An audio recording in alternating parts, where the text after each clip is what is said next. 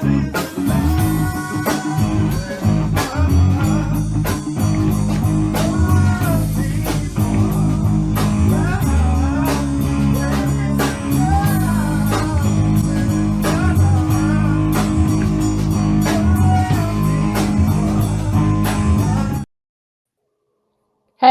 everybody. Thank you for joining us. You Hey, have hey, just hey. tuned in to Where is the Love?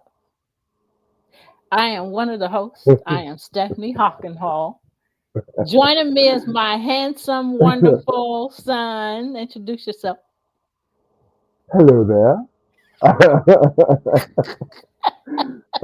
My name is Adisa Karaja Malik, also known as Gene Williams, for those who aren't initiated. No, I, I don't know why I said that. I wanted to make it sound complicated. Never mind. How y'all doing out there? Hey y'all, we on the air. Thank y'all for joining us. We are right now. We are on YouTube, Love Misunderstood Institute, and Premier Fitness 0210. Um, we're also on TV. I should have said that first. We're on Roku and Amazon Fire right now while we're airing the show. Um, all you have to do is go to Pod TV, POD TV space LIVE, and you can watch us live on Roku or Amazon Fire right now while we're airing the show. Otherwise, you can go to our YouTube channels, which I've already said. You can go to those at any time and look at the replay. Also, I'm LinkedIn right now. And we're on this Facebook. We're on Facebook Love Misunderstood Institute. So there's many places we are right now. So we want you to join in on our conversation wherever you Right. feel like you need to or want to ask a question or make a comment. We welcome those. We welcome conversations. You want to add anything? No, I'm actually ready to dig in. Okay, so let's get started. All right. So we have been talking about the making of a bully. Like there, with every movie and every story you have, the villain and the hero have an origin story. So all of these characteristics and uh, things that that we do come from somewhere. They come from either, as we were talking about backstage, it's nature and or nurture. Uh, so we're just going to go, into family patterns, emotional neglect, and what children may learn before they hurt others. So again, always welcome back, family and friends. Thank you for joining us today. Today we're stepping into the room where bullies are often created: the home, the family, the childhood environment that teaches us how to love, how to argue, how to trust, and how to handle emotional pain. So many people judge a bully without ever asking, what did this person learn at home? What emotions were allowed? What love did they see or lack thereof? What love did they never receive? Those are some heavy questions right there. Um, Hurt begins somewhere. Everything has its origin. People learn behavior somewhere, and the childhood environment shapes emotional patterns that can follow a person for a lifetime. So today we're going to gently explore how family roles, emotional neglect, and learned behavior create the roots of bullying. We are entering this conversation with compassion, courage, and the willingness to see beneath the surface. We're going to dive deep. That's so true, Gene. People forget that families are the first classrooms. Every bully learns somewhere how to be angry, how to be controlling, how to ignore people, how to shame others, or how to silence emotions. The world sees the behavior, but the home creates the blueprint. Right.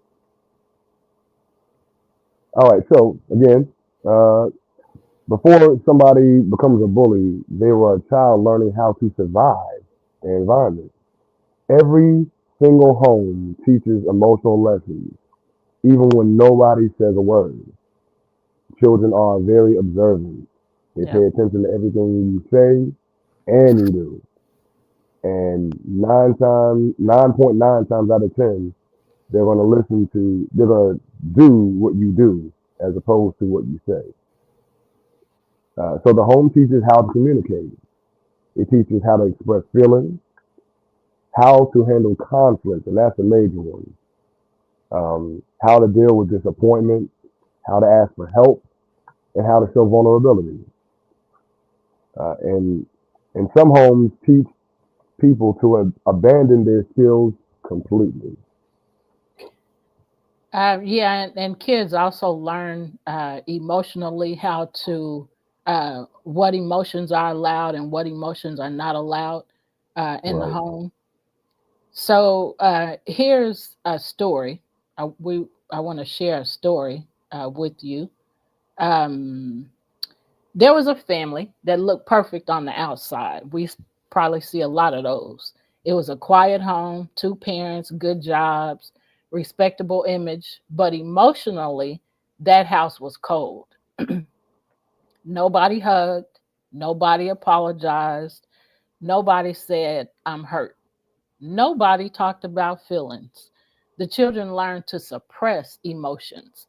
Years later, one of them became a bully, not because she was mean, but because she never learned emotional connection. She only learned emotional distance.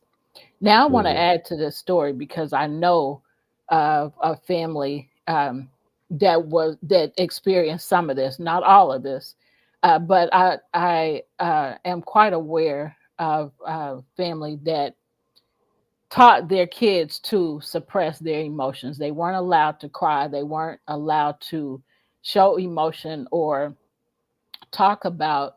Um, they weren't allowed to cry. They were told, not to cry and stuff like that. So when you do kids like that, I'm kind of all over the place because my mind with that situation is really bothersome. But it's really hard when kids are taught that. And so they don't know what to do with their emotions. They don't have no idea how to regulate their emotions.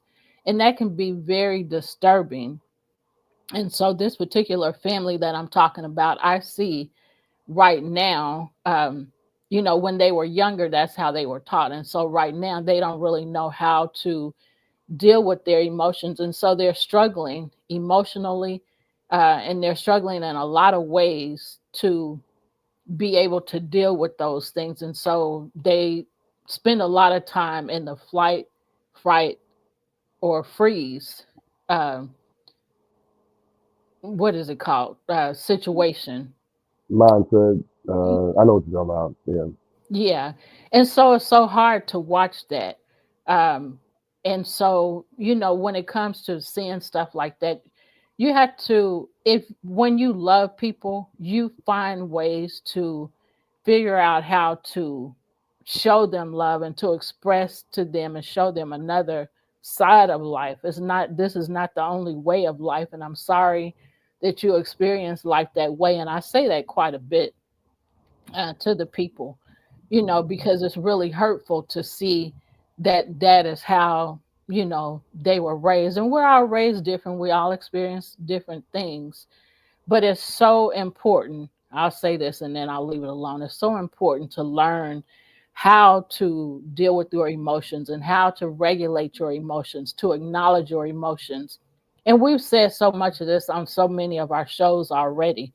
But I just wanted to bring that up. We need to be able to express. We need to be able to say, this is how I'm feeling, and not Hmm. to stay in that place if it's a negative feeling, but to, how do I get out of this? Find ways to Right. get out of, to overcome, not to get out, but to overcome that negative feeling so that you can become a productive, peaceful minded, loving, kind person. You Right. want to add anything? Yeah. So, and like you said, when you suppress emotions, it's like burying the seed. Yeah. Eventually that seed is going to grow a plant. Which could turn into a tree with fruit that it bears. what is it saying? The scripture. I mean, a tree is known by its fruit. Something Yeah. along those lines.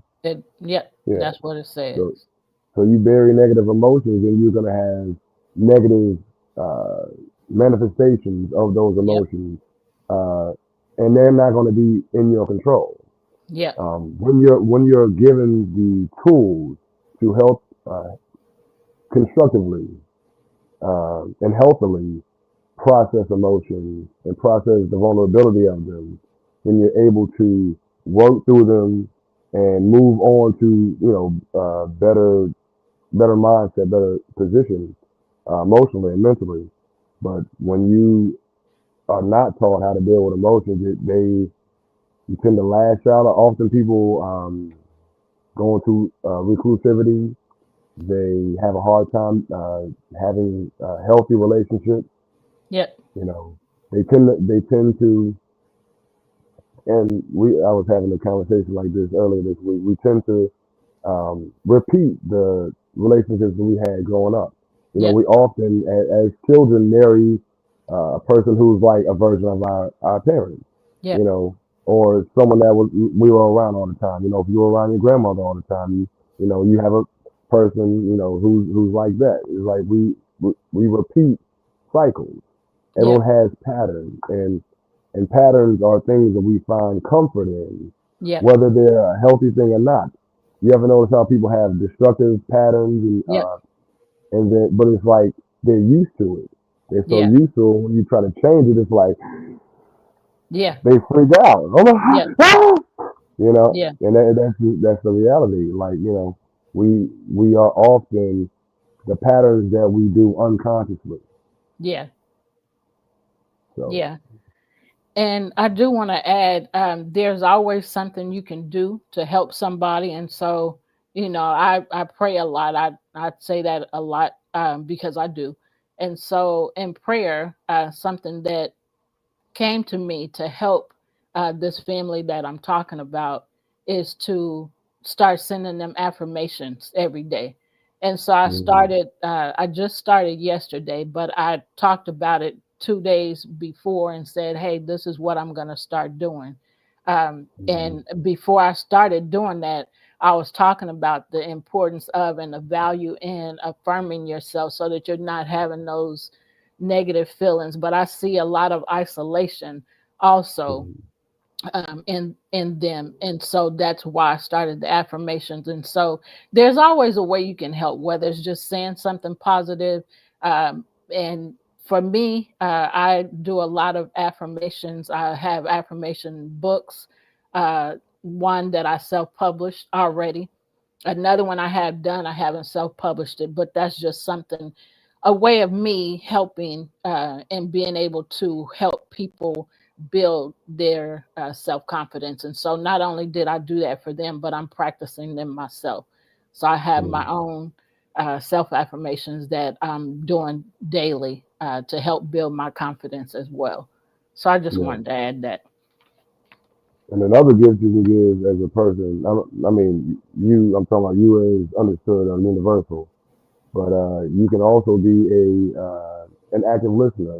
Be a shoulder the person can cry on. Or just a person they can confide in, Yeah. and you hold that space with them sacred, so that Yeah. whatever y'all talk about, you show no judgment, you hold no judgment, Yeah. and then you're there for them to be heard and understood. Because really, if you think about it, in relationships and even in times of trauma, we're looking for understanding. Yeah. And we talk about this all the time. It ain't always about a person wanting advice. Sometimes a person just needs to get something off their chest Yeah. and need to be heard and understood. And that feeling right there allows them to feel vulnerable enough to come back to you when they have a similar situation. Yep. And also, when it's time for you to give advice, they're more open to it because you created that safe space for them. Yep. And I That's think that's good. very important as it pertains to relationships with people. We all experience trauma. Like not one of us is unscathed. Right. I don't want. We all got scars. Yep. Some are, you got more, some got deeper scars, but we all got them. Yeah. And having a community where you're able to be open and free and honest and vulnerable and have them ugly cries or your face is contorted. Yeah. It's a space that you can go back to and you can process things and start the process of healing. And that's where we're going with it. The goal is to we experience things, we learn lessons, and then we heal, and Yeah. then we evolve to a higher version, a higher vibration of ourselves. Yeah. So we have another story we want to share, and Jean's gonna share that. Right. All right. So story two is the house where anger was normal. I'm gonna read it and then I'm gonna say something. Uh, another home was filled with yelling, doors slamming, tension thick enough to choke on. The children learned that anger is how you communicate. Anger is how you solve problems. Anger is how you get attention. One of those children grew up to intimidate people at work, not because he was powerful, but because anger was the only emotional language he ever learned. Man, it's just going back to the point where we learn often in the home um, patterns. He obviously didn't have the tools to handle things constructively. But I do want to say that anger in and of itself is just an energy form. It's all about how you use it, because there is a such thing as righteous anger. You can be angry about something that you need. If someone did something wrong, and you're angry about them doing wrong, you Yeah. know. But it's about how you act out that anger, you know. Um, so it's just important that we learn constructive ways of dealing with anger because again, I don't remember if it was a friend or my therapist or maybe both said that anger is often sadness's guardian. Like when that I was like, wait a minute, I had to sit back and say that one more time, Yeah. say that one more time. But yeah, like when you're sad, it's like you don't want to be sad and you're angry because a situation has come about that's made you sad, and now you're angry because it's like I don't want to be sad. Yeah. Um, and so, but there is a healthy way again to handle anger, um, and raging out on people is not it. Raging out is not it. Learn constructive ways of discussing things, and if you don't agree, if both parties don't agree, then it's okay to agree to disagree. Yep. Like a lot of times, it's something that my therapist said was that a lot of this society spends time trying to be right, and that's the problem. So if I'm right, then you're wrong. You know what I'm saying? It's always a me versus you type mentality. Yeah. And really, what both parties need is acceptance and understanding. Yeah. It's ego that wants to be right all the time, Yep. and often ego's ultimate goal is destructive. So, Right. Okay. So thank you for sharing that. So here's another story: the house of comparison. I knew a girl who grew up being compared to her siblings constantly. Everything she did was measured beside someone else. She learned I had to tear others down to feel equal. She mm, wasn't arrogant, she was raised in competition. So it's very hard to see and to stand by and watch somebody constantly tearing down somebody else. But now, just from this example, we can understand where that comes from. mm, So that person is made to seem like they're constantly attacking other people because that's the only way they know how to deal with things. And mm, who likes being um, compared to? Who likes comparison? Who likes being compared to somebody else? Well, you're not as good as so and so and so and so. Nobody likes that crap. Hmm. So it's hard, when you're experiencing that. And so, sometimes the only way to know how to deal with that is to, you know, tear others down and put others down. So that's just Yeah. another example. You want to add anything? Yeah, for sure. So in a situation of comparison, it's like both sides of the equation have the mindset that, like, okay, the one who's acting, comparing themselves or comparing others is like, I gotta compete with you, so I'm not good enough just with me as I am. I gotta outdo you. Yep. Why? We all have value. Yep. We all came from the same source. We are all beautiful emanations of the ultimate all creator. So why am I feeling like I gotta do extra Yeah. to do better than you? I should just always do my best. And my best should always be good enough. Right. And same with you, you know. But when you compare, it's like I gotta, oh, okay, well they doing this, well they not as good as me, or I gotta up my game so I'm doing better than them. Why? Yeah. That's exhausting. It is exhausting Goodness. mentally and emotionally. Hmm. I ain't good enough. I gotta stay up. I gotta do this. I gotta read this. I gotta do that. No, I mean, man. Now, if you genuinely want to become a better version of yourself, to be a better version of yourself, that should be all your concern. Yeah. But if it's to compete against other people, you setting yourself up for hell Yeah. of your own making. Yep. So, families assign roles even if nobody says it out loud, and those roles shape emotional behavior for life. So, let's look at a few. Right.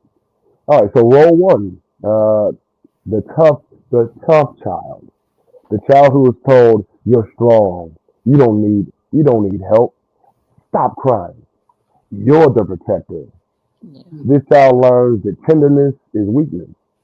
So later in life, they become harsh and intimidating because they don't know how to be soft. Yep. So, here's another role, and this is the invisible child. So, the child is ignored, overlooked, or emotionally neglected. Invisible children learn that their feelings don't matter. So when they become adults, they either become people pleasers, and that was us, or they Right, become bullies trying to reclaim the attention they were denied. So right, now, by this information that I just shared, that should help you understand why some things are the way they are, why people may become people pleasers, or why they may become bullies, because they were denied attention, and now they're demanding attention. right. Denied attention, denied a voice. You know, you got those people who felt like they weren't heard, so now they got to say everything all the Yep. time, and they have no middle ground. I Yep. always got to tell you how I feel. Yep. Sometimes, sometimes it's okay to be silent. It's okay. Right. You don't have to agree, and you ain't always got to say, "I don't agree," and here's why, and here's what we need to do, and na na na na na na na. No, Yeah. sometimes it's okay to be like, you know what, this situation ain't for me, Yeah. or this ain't the time for me to say this. So I'm gonna chill out. You know what I mean? Yep. All right. So role number three, the golden child. This who can do no wrong. Golden children grow up believing their feelings matter more than others. Whew, this is the making of a narcissist right here. They Yeah. develop entitlement, dominance, and superiority, which easily becomes bullying behavior. Yeah. Like I said, that's the breeding ground for a narcissist. Yeah. And even the opposite, the invisible child, all depends. Some of them, like I said, they start over talking and overdoing everything, and it can go narcissistic route as well. Yeah. But the golden child, oh, they're prime for that. It's like I'm better than everyone. I am above you. Don't no, oh, clutching my pearl.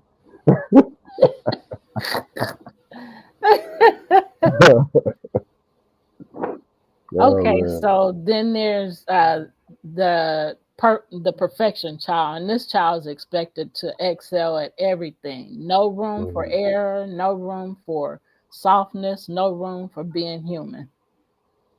Right. And perfection children often develop judgment towards themselves and others. When they see weakness in somebody, it reminds them of their own shame. So they attack it. Yeah. Family roles are powerful. They create emotional rules. They follow us for years. But once you recognize your role, you can rewrite it. You can always rewrite how you are. You don't Hmm. have to stay the way you are. If the way Right. you are is not good for you and it's not good for other people, if you see yourself controlling others, if you see yourself constantly talking negative to others and talking down to others and um, doing things that are not good, and that's not creating a good environment, if it's creating a hostile environment, you have a choice. Everything that happens to you, you have a choice as to whether you want to receive it, you want to keep it, hold on to it, or if you want to open your hands and let it go. So absolutely Hmm. everything that's happening, you can rewrite it if it's not good. You and I know people that hold on to things for years and don't want to let things go. And so when you don't want to let things go, that makes it hard for you and those around you, because they don't know how to accept what you're doing, and so that makes it really hard. So I want to talk about emotional neglect that look normal. Emotional neglect is one of the biggest roots of bullying and is the saddest part, that most people don't even know they were emotionally neglected.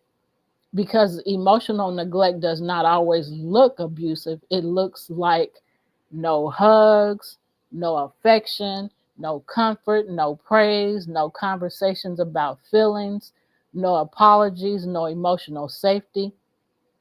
But emotional neglect teaches silence, shame, fear, emotional shutdown, emotional overreaction, and controlling behavior. So I want to share another story with you. This boy who never heard, "I'm proud of you." And I know there's many people that have not heard those words, that desired those words. And because you desired those words and didn't hear them, you acted out. You may have acted out because you wanted to hear. So you may have acted out of anger, um, or frustration, uh, just to name a few, because you didn't get what you wanted. You wanted to hear, "I'm proud," for example. So here's a story. Um, I worked with a teen boy whose father never praised him, no matter what he achieved. It wasn't enough.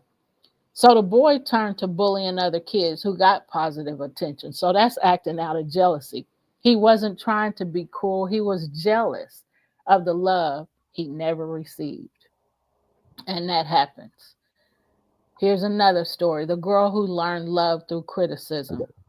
A young All girl right. once told me, "My mom always talks to me when something is wrong." She grew up believing criticism was love. So she criticized others, not because she hated them, but because that's what love looked like in her home. So Mm. just from this story, um, we know that kids do what we do.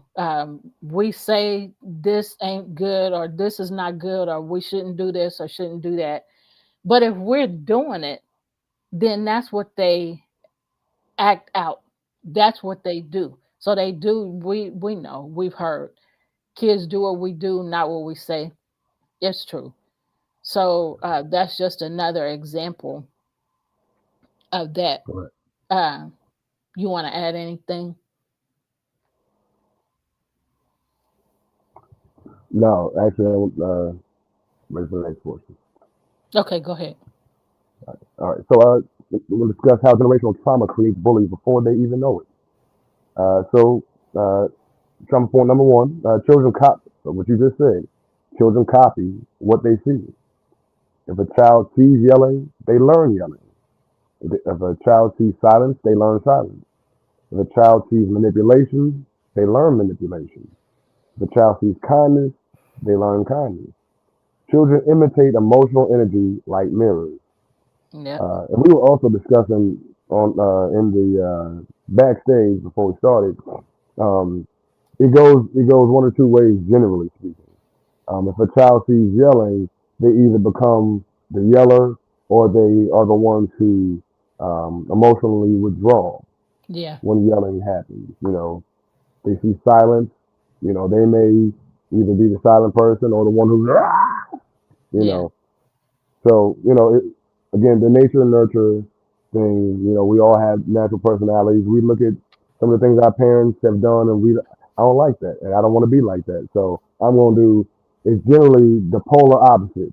If they're silent and I didn't like to see them get run over by people, then I'm going to be the one who's going to tell everybody everything or vice versa. My mom was always hollering and so I don't, listen, I ain't got nothing to say. Yeah. And we So, talked about that a little bit ago, but it happens like that. So basically, what that person has chosen is if I don't like it or I didn't like it, I'm going to be the one to change the trajectory. I'm not right, going to do that. So right. if you've heard a lot of yelling and that's something that you choose not to do, if you become that silent person, then it seems, may seem to you that you're getting taken advantage of and you're getting ran over and things Hmm. like that because you're not speaking up. Um, Right. so, and there's a balance. And um, I just thought about how I saw, some things happening in my life and how I was so passive. So I'll just say that I was so passive, and I uh, was around people to me that were aggressive. Not Hmm. everybody, but a number of people. And so I was like, man, I know once I became an adult and had kids, and I was like, man, there has to be a happy balance between because I kept getting put down for being the way I was. But I Hmm. kept saying there has to be, I kept getting put down for not speaking up, but I just didn't Hmm. have the boldness, the confidence, the courage to do that, because Right. I was always wanting people to like me or to want to be around me, whether they wanted to or not. That's what I desired. But I Hmm. kept saying there has to be a happy medium between that person and how they are and me, the passive person, and just being quiet and hurting and all of that. And so it took years. And I know you remember this. You will when I say it. But Jean, you can learn from your kids. I don't care what age they are. And Jean used to say, "Ma, you don't have to speak. You don't have to say something to everything. Right. um there's times, when it's okay to be quiet, and then there's other times, that you do need to speak up. So there again, here I am playing in my mind, there has to be a happy medium between that aggressive person that I'm not and this passive person that I am, Right. because I wanted to speak up, but I couldn't. I just couldn't. I just, like, all I can say is I didn't have the confidence or the courage. Hmm. And now I do. And some things I just shake my head at.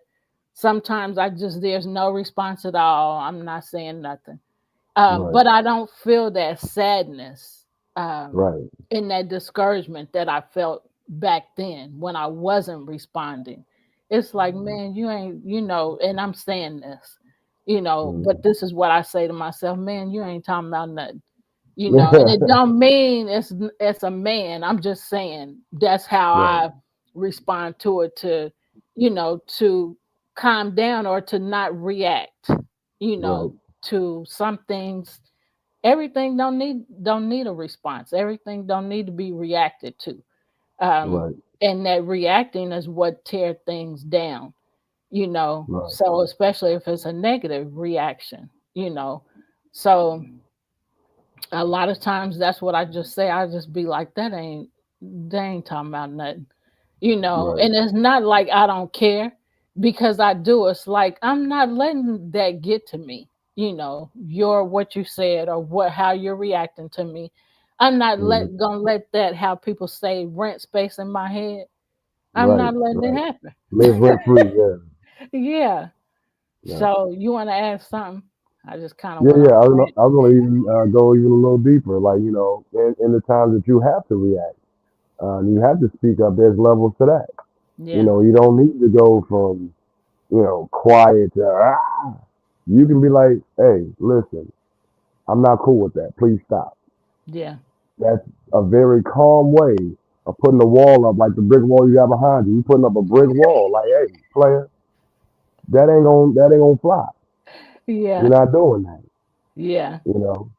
And then I mean, there are times where you need to just go off on somebody, but those are rare. But Yeah. in those times, you need to, even in those times, do it under control. Yep.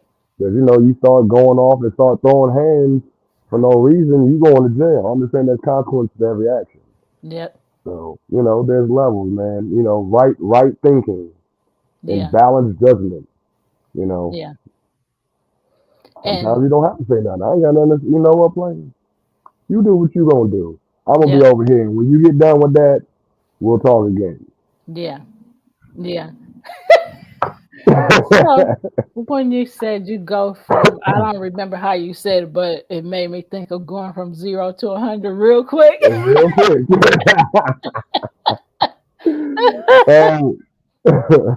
um, Mark said a couple things, which is why I was smiling so hard while you was talking. yeah. One of the things he said is Gina is about to get real deep, calm before the storm. Man, I'm telling you. Hey, and that's when your voice lowers. Hey, listen,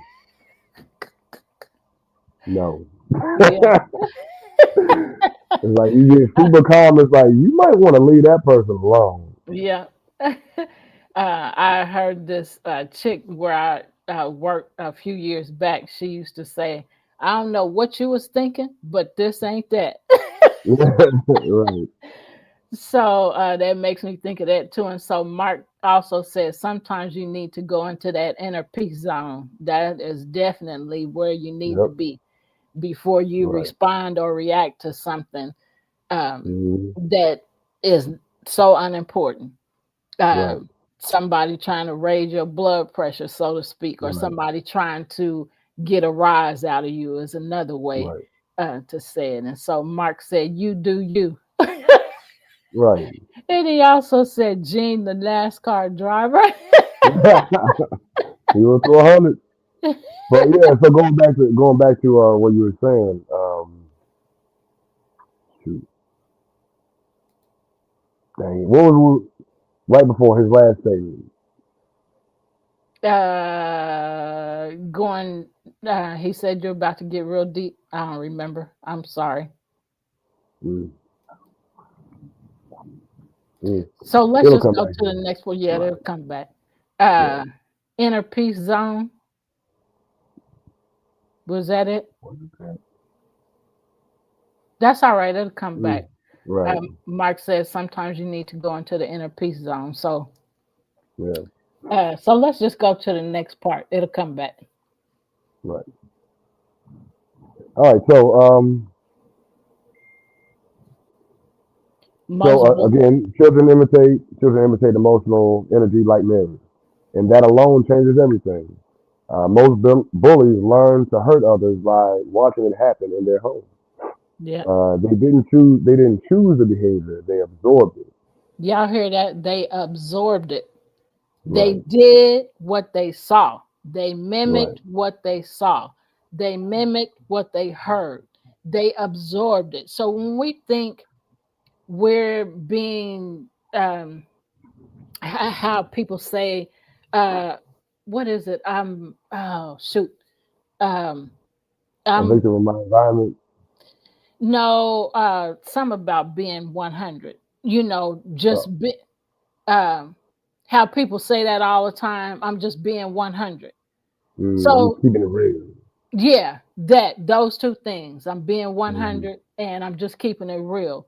Sometimes you're being 100 or you're keeping it real don't need to even be said because you being a smart aleck, you being what it is you're saying and what it is you're doing is not helpful. It's Right. not healthy for anybody. You just being nasty and negative and bullying more than likely, Right. and what it is you want to say. I'm just keeping it 100. I'm just keeping it real. Sometimes just keep it You should quiet. How always keep about it real. that? So why you got to say that? Right. Because that what follows that, I'm keeping it real. I'm keeping Right. it real. I'm keeping it 100. What follows that is something nasty, Uh-huh. something Right. nasty and negative and unfruitful. I just say it like Right. that. Yeah. So, you want to add something? Yeah, I was gonna say, and the fact that you gotta say that you keep it at 100 It's is a like, problem because uh-oh. you should always. Well, first off, yeah, that's a warning sign. Yeah. Uh-oh. Uh-oh. What's Yeah. coming next? And second, if you always honest, then why you gotta say that? Yep. I'm just keeping it 100. If you were being 100 at all times and keeping it real, Yep. then you wouldn't have to say that. Right. I mean, that's an unspoken truth for Yeah. you if you're always being real. So, yeah, Yeah. that's a setup. That's a setup right there. Dun, Yeah. dun, dun. All right. So here's another trauma. Generational trauma passes through behavior. So trauma doesn't only pass through genetics, it passes through tone. Y'all check this out. It passes through tone, through fear, emotional distance, shame, control, punishment, lack of affection. A child raised in trauma becomes an adult who repeats trauma unless they heal. I say this all the time. People talk about kids bully. Listen, what y'all need to understand, and I say this, and I don't say it like this, but I say, well, I just tell you how I say it. So I always just say, kids grow up to be adults that still bully unless they were healed from being a bully, unless they understood what they were doing and they changed the way that they were thinking and their actions. They grow up Right, to be adults because nothing changed. You just right, got older, and right, more than likely you learn more of how to have more power over people because you've aged. So um, I'll just say it like this: there's well, no, because it's not wisdom, but the more, I mean, you just learn how to work it more, hmm so so a child raised in trauma become an adult who repeats trauma unless they heal. That's just so true. yep, So I don't want to add agreed. nothing else to it because it takes my mind to some other places. I just hate that people don't acknowledge. Listen, well, people acknowledge what they're doing when they're doing wrong. They act like it's okay because of who I am and what I do, and none of that don't mean nothing. So Right, recently, I was speaking in a church. I was talking about bullying, and so I started with two questions. And sometimes I do this. How many people in the room know that they have been bullied? They raise their hands, mostly everybody in the room. How many people know that they have been a bully? And then you see very few hands. right, And so I raised my hand both times because I was saying, by show of hands. And then I asked mm, the questions. And so after I asked both questions and they very few raised their hands, on the being a bully part, I said everybody in the room should have raised their hands. And the pastor, when I said, "Have you ever? Do you know that you've been a bully?" And he said, "Yes." yeah, And I laughed, but I, kept my hand raised, and I said everybody in this room should have raised their hand because we are. I said Jesus Christ was perfect. We're not, so we all bully, and we all get bullied. And so then when I started explaining it, I said, you know, uh, a few things. Have you ever been manipulative? Have you ever done this? Have you ever done, different types of bullying? Just the things included in the different types of bullying. When I asked them if they ever did those things, then the looks on their faces, and I said, and then I told them the definition of bullying after I asked, have you ever done Hmm. this? Have you ever done this? Have you ever done?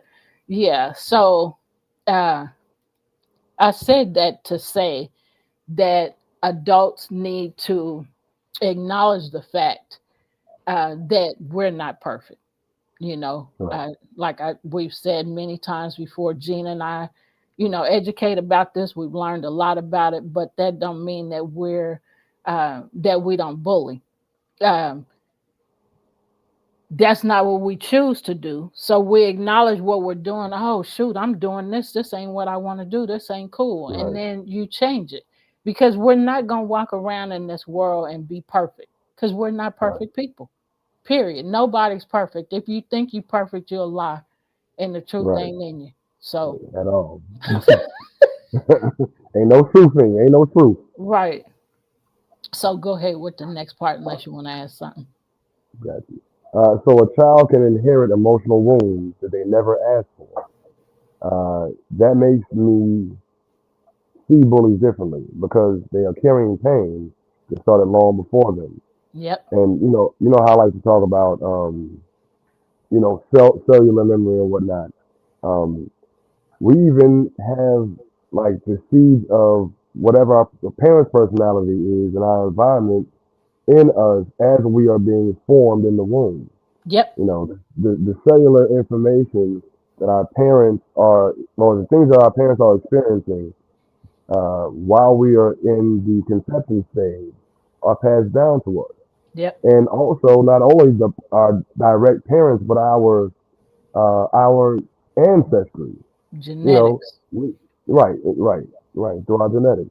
Um, things that transpired to generations before us, is still downloaded in our DNA. Yeah. We talk about, PTSD is in post traumatic stress syndrome, but we also got PTSD, post traumatic slave syndrome. You know what I mean? Yep. That's another one. We got that information, passed down from them and then beyond that as well, because we didn't start off as slaves. I need to say that. You know, we anyway. That'll be another deep rabbit hole right there. But we have information in our cells and in our DNA that was passed to us in generations way past, and it's up to us to acknowledge, to learn our history generationally and personally, to understand who we are and understand how we need to change because we're here to learn. Yep. The earth is a school. We're here to learn and become better versions of ourselves. Yep. We are here to evolve. You Yep. know, uh, so understand that you have to unzip, those that cellular memory and examine it. Put the light of your consciousness on it and break it down to its smallest, to its root. And then if it's something that's working for you, feed it. If it's not, dig it up, burn it, Yeah. and throw it away. You know what I mean? Throw the ashes away somewhere. Yeah. So, trauma teaches children that love is conditional. That is unfortunate. And I know well about that. Yeah. Conditional love sounds like I love you when. I'm proud of you if. You matter because, not Yeah. just I love you. Yeah. Period. I'm proud of you. Period. You matter. That's what we really seek to hear. Yeah. Uh, Children who grow up in conditional love often become controlling adults. They bully because they fear being unworthy. Yeah. Um, yeah, I'm just gonna say it like this. I'm gonna keep it real quick. I know what it's like to be in a relationship with a person who, and within the family structure, where the love is conditional. They like you if you do this, if you do that. But if you don't fall in line with what they want you to do, you become a pariah in the situation where they Yeah. don't care what happens to you. But Yeah. when you fall back in line with what they want for you, then they tolerate because that's what it is. Yeah. It's not love at all. It's tolerance, and it's majorly different. Yeah. Majorly different. The person who loves you, it will be unconditional from top to bottom. You know, you get on my nerves sometimes, but and I love you. Yeah. You know what Yeah. I mean? But when you get on my nerves, I can't stand you. I don't want to be around you. Or you know, only like you if you do this to make me feel X, Y, Z. It's Yeah. the yo-yo syndrome. I Yeah. love you when you're doing what I want you to. I'm gonna hold you up here, and then when I'm tired of you, I'm gonna spring you down and get you away from me. It's like, man, who got Yeah. time for that? Yeah. That breaks my heart. People who bully others are often begging to feel worthy, but they're doing it the only way and the only way they were taught.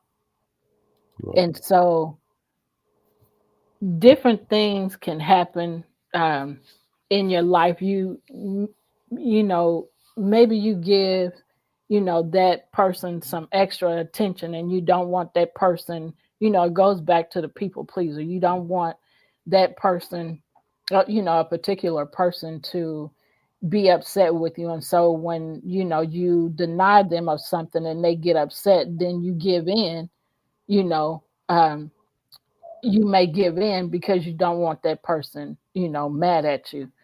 And mm-hmm. so I've experienced that in life, and it's very hurtful, you know, because you know you don't know what the end is going to be for that person.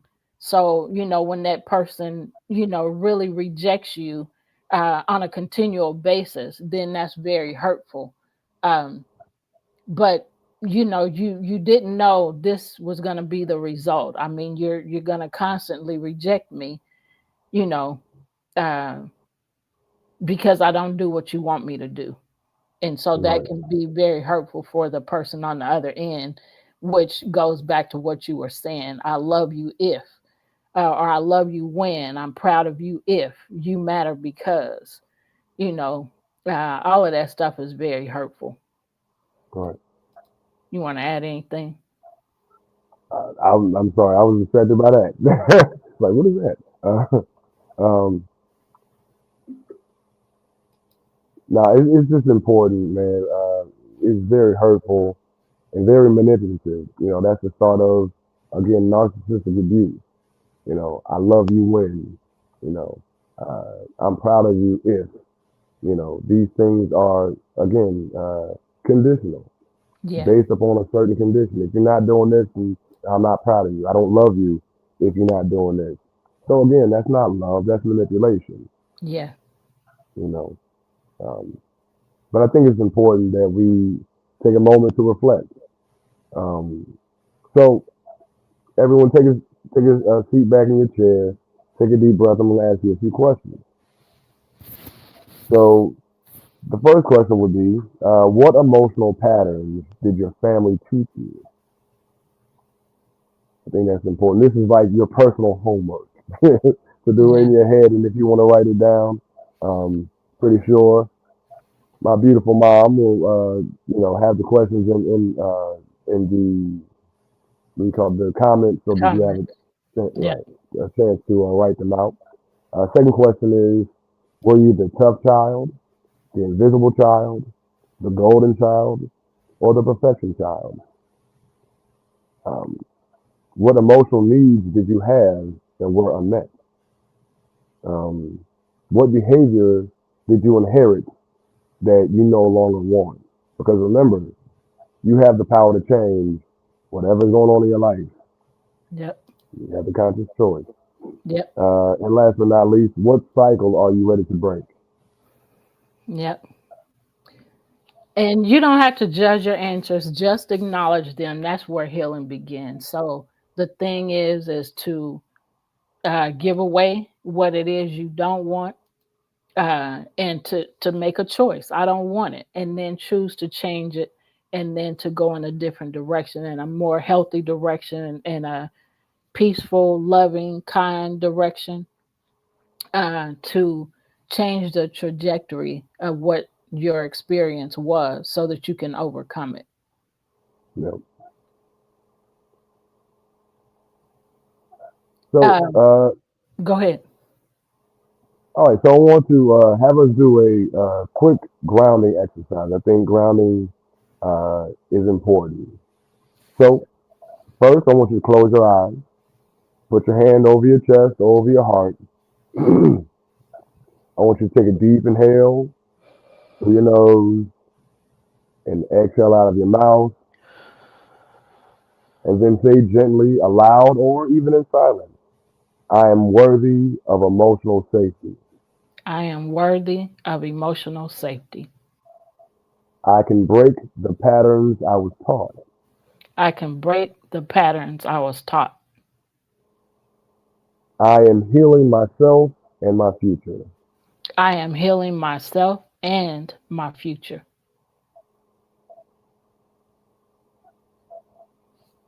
And I would take another deep inhale and then exhale, release, and allow that to be embedded into your psyche, to your consciousness, subconscious and conscious mind. And then here's a healing affirmation. So repeat after us. I am not my childhood role. Or repeat I after am me if not my I've childhood Gene. role. Okay. And I am not my family's patterns. I am not my family's patterns. I am rising above what shaped me. I am rising above what shaped me.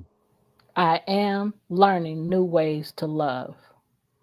I am learning new ways to love. So I talked about the affirmations a little bit ago, and the importance of affirmations.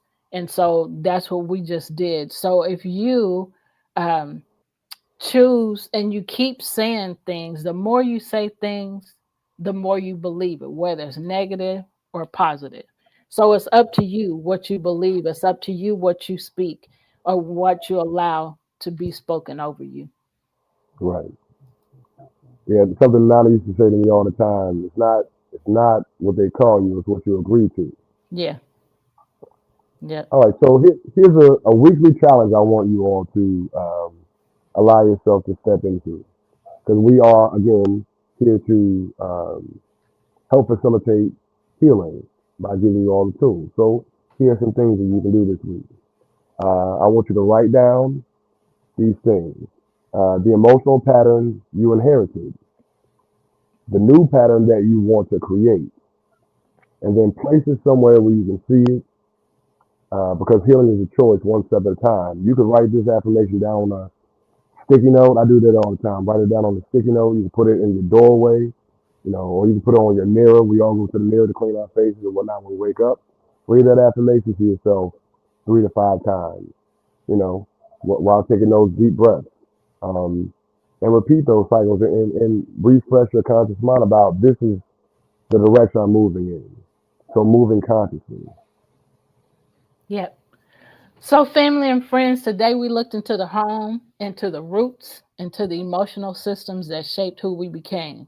So, remember this: you can outgrow what you learned, you can heal what you inherited, you can choose a new emotional legacy. You are not trapped in the patterns of your past. You are free to build a new future, and your healing is going to change generations. We love you and we're happy. We're walking with you every step of the way. Reach out to us for coaching. So we will see you next Sunday at 5 p.m. Central Standard Time. We are signing off with peace, and love. Coach Steph and Coach Adisa. all right. Take care. See you next Sunday at 5 p.m. Central Standard Time, right here.